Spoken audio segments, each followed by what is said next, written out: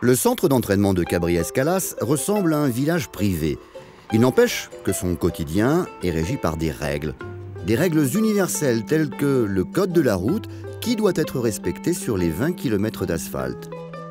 Des règles de vie qui proscrivent tout tapage nocturne et puis des règles spécifiques, professionnelles, qui s'appliquent aux 200 personnes qui vivent et travaillent dans l'enceinte. Ici, une trentaine d'entraîneurs sort chaque jour 600 chevaux sur les magnifiques pistes du centre, dont la plus longue mesure 3000 mètres. Une lecture attentive du règlement nous apprend qu'il est interdit de fumer ou de téléphoner à cheval. Interdit également de faire tourner les chevaux au pas ou au trot dans les pistes d'obstacles avant de les faire travailler sur la piste de plat. Les baskets et les pantoufles sont interdites au pied des cavaliers. Ces derniers doivent être correctement vêtus, sous peine d'amende.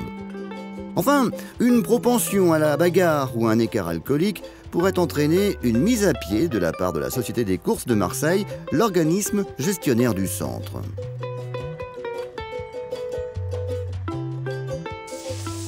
Ce centre d'entraînement ressemble donc à une micro-société qui, on va le voir, possède même son propre marché de l'emploi.